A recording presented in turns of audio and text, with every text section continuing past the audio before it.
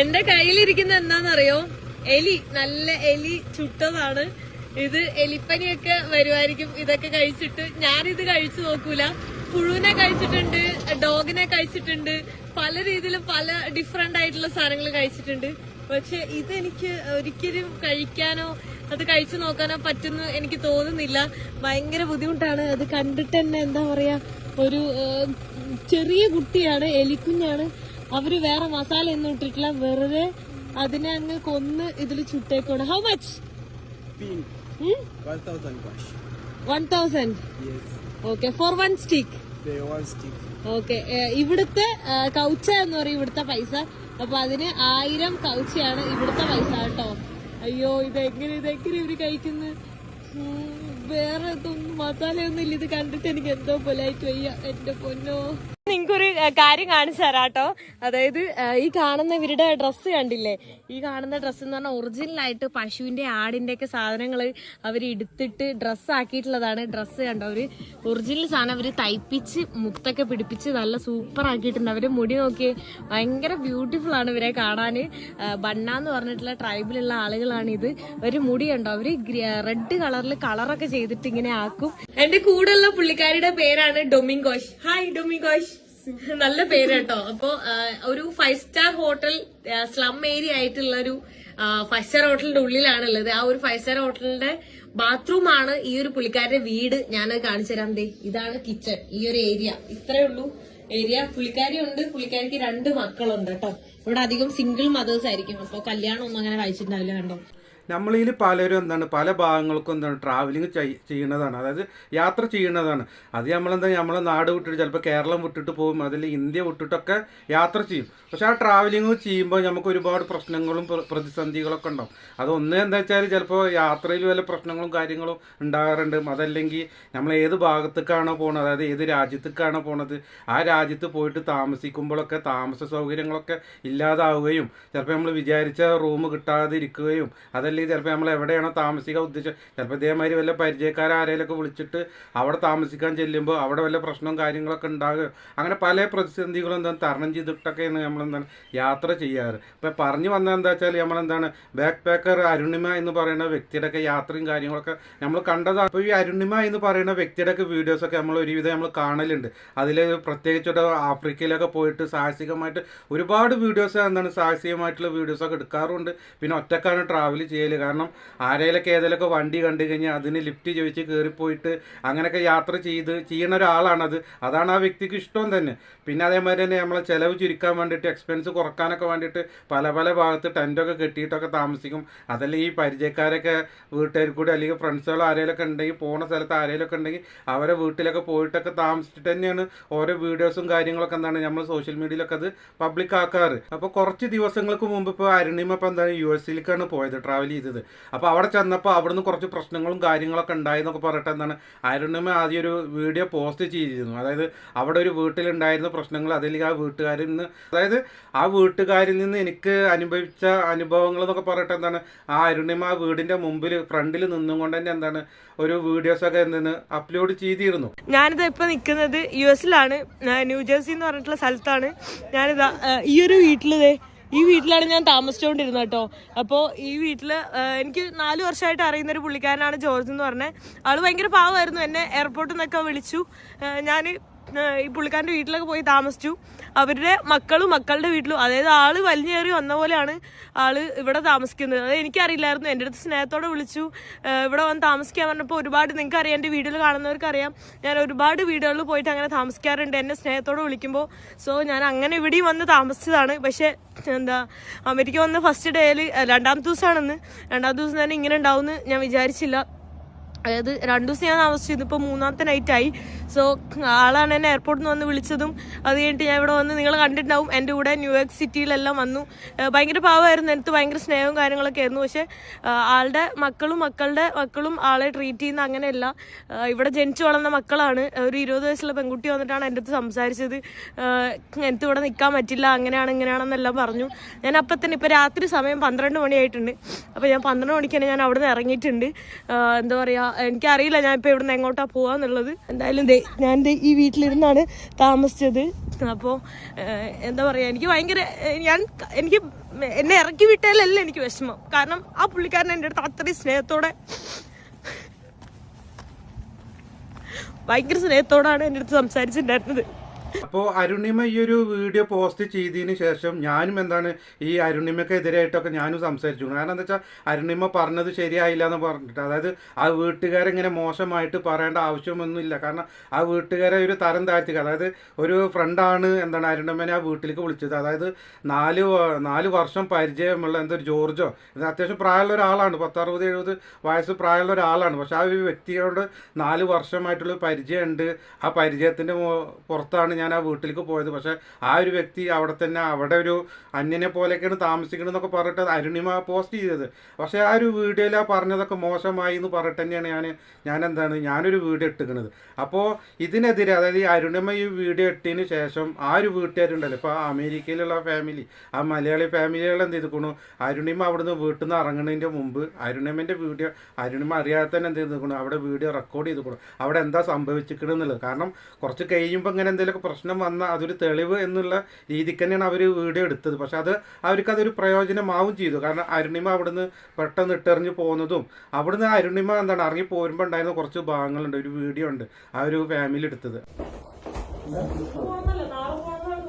നാളെ പോണോന്നല്ലേ പറഞ്ഞേ? Monday morning എന്നാ പറഞ്ഞേ.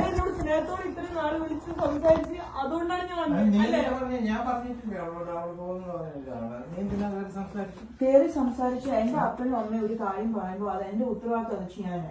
അപ്പച്ച വേണ്ടാത്ത പ്രശ്നം ഇവിടെ ഉണ്ടാക്കില്ല. ഇപ്പൊ പോണോന്ന് ആരും ഇവിടെ പറഞ്ഞില്ല. നാളെ പോണോന്നല്ല പറഞ്ഞേ, മൺഡേ മോർണിംഗ് പോണോന്നാ പറഞ്ഞു. അങ്ങനെ പോകാൻ പാടില്ല. എനിക്ക് മനസ്സിലായി.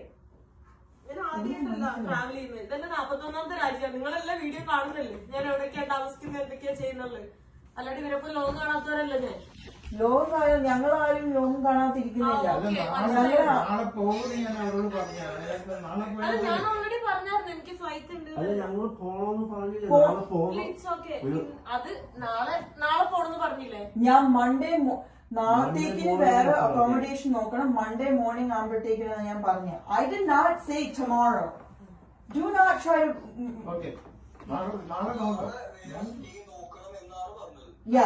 അതിന്റെ അർത്ഥം എന്തുവാ?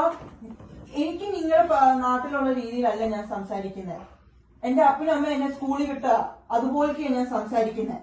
Do not disrespect me in my home. And that's the tone that both of you guys are taking. അതുകൊണ്ടാണ് ഞാൻ അറിഞ്ഞത്, മനസ്സിലായില്ലേ? അതായത് എന്റെ അടുത്തും അതേ രീതിയിലാണ് സംസാരിച്ചത്. അല്ല. Oh my God. ഞാൻ ഇത്രയും പറഞ്ഞിട്ട് ഇവിടെ നീ എന്നോട് പറയാതെ നീ എന്നോടല്ലേ ആദ്യം പറയാം.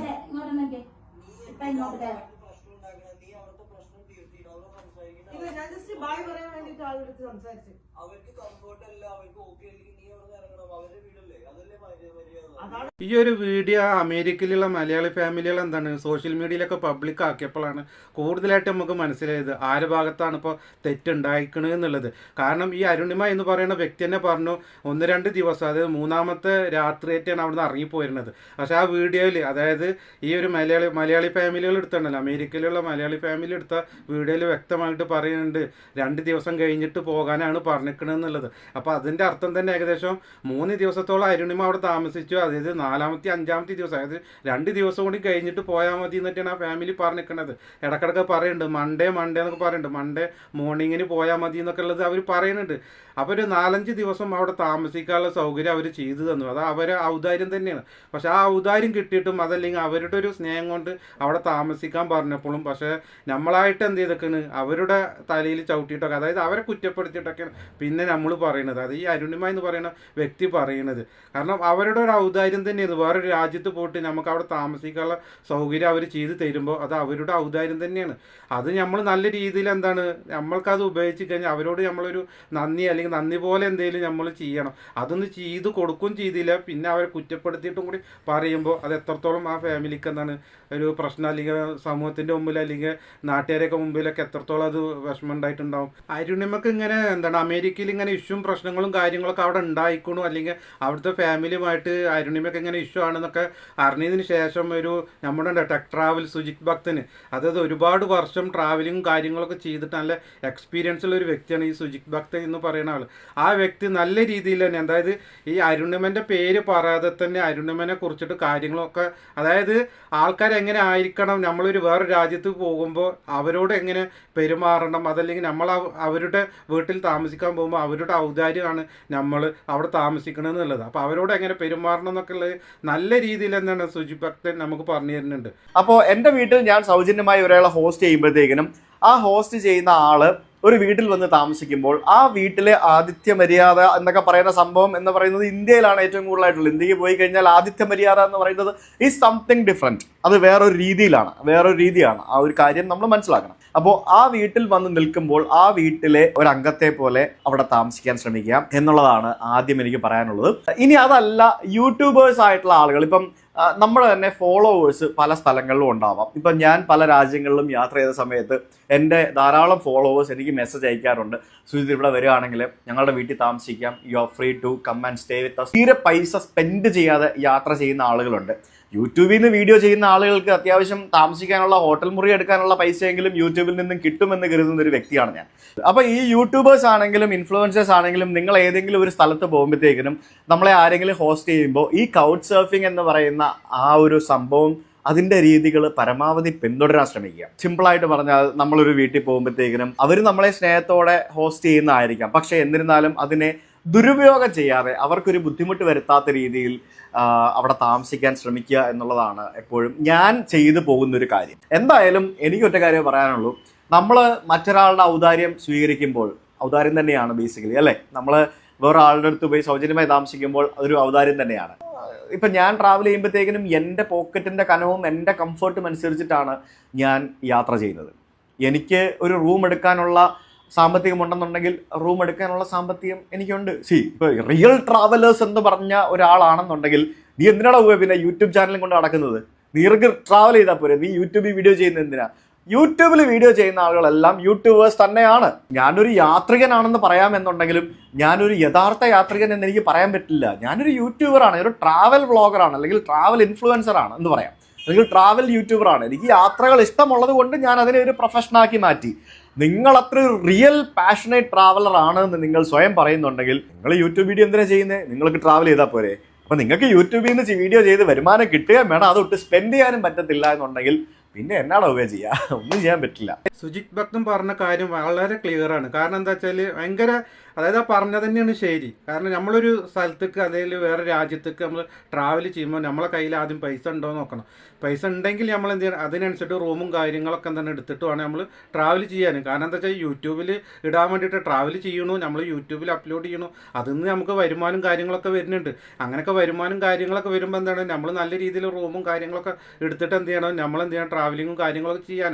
ഇനി നമുക്ക് അങ്ങനെ ചെയ്യാൻ നമ്മളെ കയ്യിൽ കൂടുതൽ എക്സ്പെൻസ്, അതായത് പൈസ ചുരുക്കിയിട്ടാണ് നമ്മൾ ചെയ്യണം എന്ന് ഉദ്ദേശിക്കണമെങ്കിൽ ഇതുപോലെ നമ്മളെന്താണ് വേറെ രാജ്യത്തേക്ക് പോകുമ്പോൾ അവിടുത്തെ ഫ്രണ്ട്സുകളും കാര്യങ്ങളൊക്കെ നമ്മളെന്താണ് അവരെ വീട്ടിലേക്ക് വിളിക്കുക, അല്ലെങ്കിൽ അവരൊപ്പം താമസിക്കാൻ വിളിക്കുമ്പോൾ നമ്മൾ 1-2 ദിവസം നിൽക്കുക. ഇനി അതല്ല അവരൊരാഴ്ച നമ്മളോട് അവിടെ നിന്നോളാൻ നമുക്ക് സമ്മതം കാര്യങ്ങളൊക്കെ തരികയാണെങ്കിൽ അവരെ സൗകര്യത്തിന് അവരെ ഔദാര്യത്തിലാണ് നമ്മൾ താമസിക്കുന്നത്. അവരെ കൂടെ 2 ദിവസമൊക്കെ താമസിച്ചിട്ട് നല്ല സ്നേഹത്തോടു കൂടി എന്താണ് അവരോട് ബൈ പറഞ്ഞിട്ടൊക്കെ എന്താണ് നമ്മൾ അവിടുന്ന് വിട്ടു പോരുക. അല്ലാതെ ഇങ്ങനെ ഓരോ പ്രശ്നങ്ങളും കാര്യങ്ങളൊക്കെ പറഞ്ഞതിന് ശേഷം അവിടെ ഇറങ്ങിക്കഴിഞ്ഞാൽ എല്ലാവർക്കും അതൊരു ചീത്തപ്പേരാണ്. അപ്പോൾ ഇനിയൊരു നല്ല രീതിയിൽ തന്നെ ട്രാവലിങ്ങോ കാര്യങ്ങളൊക്കെ ചെയ്തിട്ട് നല്ല വീഡിയോസൊക്കെ നമുക്ക് ഈ അരുണിമൻ്റെ വീഡിയോസൊക്കെ വരുമെന്ന് നമുക്ക് പ്രതീക്ഷിക്കാം. ഇനിയൊരു പ്രശ്നങ്ങളും കാര്യങ്ങളും ഉണ്ടാകാതെ ഇരിക്കട്ടെ.